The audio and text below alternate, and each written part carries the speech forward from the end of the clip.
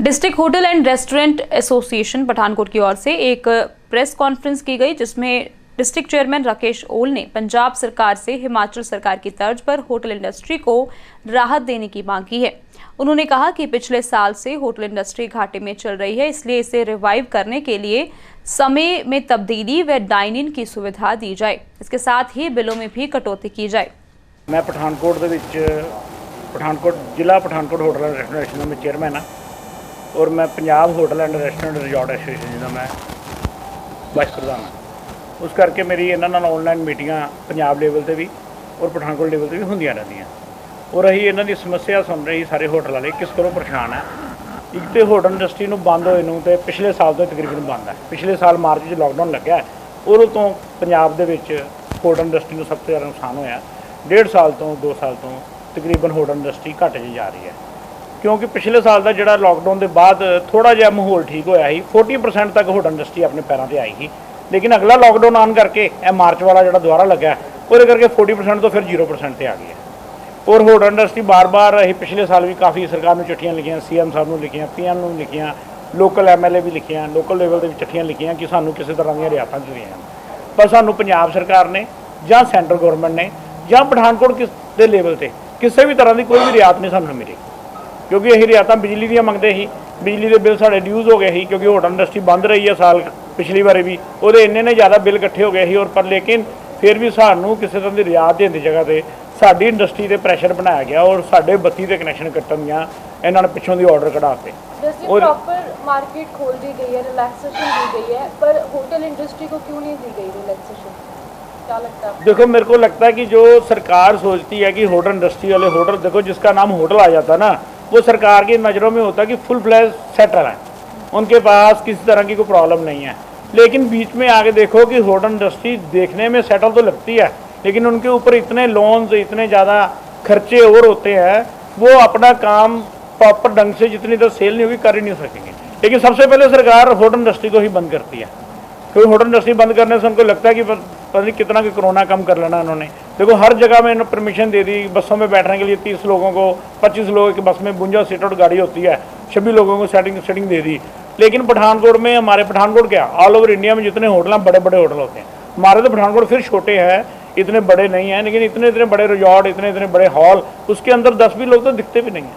हमारा खुद का स्टाफ 100 लोगों का होता है, तो हम बाहर का 10 लोगों का फंक्शन करेंगे, जब 10 लोग आएंगे तो उसको कैसे हम उसको चलाएंगे? होटल को नहीं चल पाएगा। क्या मांग करते हैं आप सरकार से? हमारी यही मांग है कि होटल इंडस्ट्री को जिस तरह हिमाचल ने खोला है, देखो हिमाचल के पास सारा टूरिस्ट है, हिमाचल के CM को पता है कि मेरे पास टूरिस्ट ज़्यादा आता है और सारा हिमाचल टूरिस्ट की वजह से चलता है। उसने सबसे पहले खोला है तो टूरिस्ट प्लेस सब खोल दिया उसने, टूरिस्ट वालों को बिल्कुल ओपन कर दिया, किसी को कोई टेस्ट की ज़रूरत नहीं है, कोई एंट्री की ज़रूरत नहीं है। उसके साथ साथ होटल वालों को लगा कि अब टूरिस्ट आएगा। देखो कल खोला इन्होंने, तो कल ही मैंने पेपर में पढ़ा 2076 गाड़ी, तकरीबन 2000-2500 गाड़ी बाहर की स्टेटों की एंटर की है दिल्ली में, हिमाचल में। इसका मतलब टूरिस्ट आना शुरू हो गया एक ही दिन में। सुबह बयान आया, शाम तक 2000-2500 गाड़ी एंटर कर गई वहाँ पे। इसलिए उसको देखते देखते होटल वालों में उत्साह आया, होटल वालों ने भी अपनी मीटिंग की और उन्होंने 50% डिस्काउंट पे ऑफर भी निकाल दी। हम भी चाहते हैं, हमारे पास कोई रूम नहीं है, मेरे पास 40 रूम है। होटल इंडस्ट्री में क्या होता है, हमारी इंडस्ट्री हम डेली किराए पे देते हैं अपनी बिल्डिंग। डेली हमारे पास कस्टमर आता है, शाम को चला जाता है, सुबह किराए पे, रात अगले दिन फिर खाली।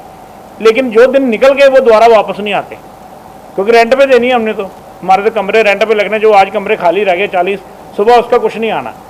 तो हम भी कहते हैं कि सरकार इस तरह की फैसिलिटी हमें दे जिससे हमारे पास टूरिस्ट आए, हम भी आफ्टर निकालें, हम भी अपने पैरों पे स्टैंड हों। सरकार से तो कोई उम्मीद है नहीं, सरकार ने तो हमें किसी तरह का फायदा देना नहीं, क्योंकि हमने हर तरह का स्ट्राइक करके देख लिया, होटल बंद करके 15 दिन के लिए बंद कर दिए, सारे ताले लगा दिए इतने मोटे, और सरकार के ऊपर कोई बात नहीं। पंजाब में 1300 करोड़ रुपये का डेली ये नुकसान है जी इन्होंने तकरीबन, और पठानकोट के 40 तो 50 करोड़ रुपये महीने का नुकसान है। इसके बाद भी अगर गवर्नमेंट आपकी सुनवाई नहीं करती तो क्या आपकी ओर से स्टेप रहेगा?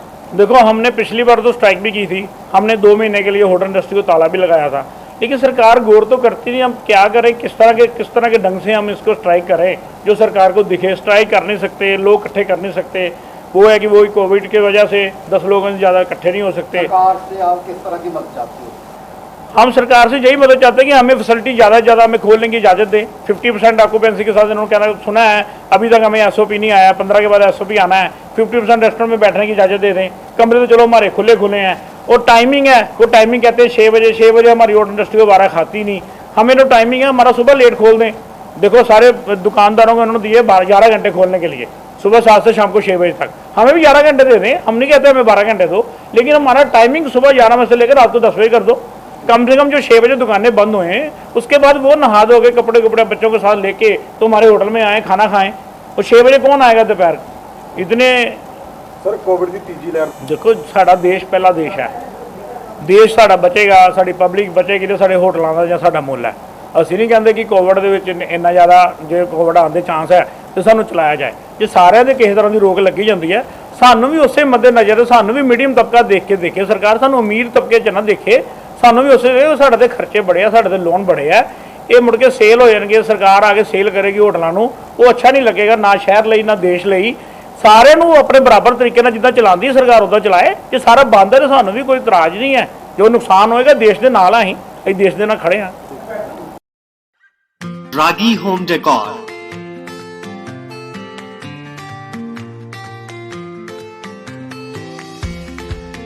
Give your home, offices, interior and exterior walls, ceiling, furniture and door panel an elegant look. Expert in UV PVC wallpapers, partition जाली, वुड फ्लोरिंग।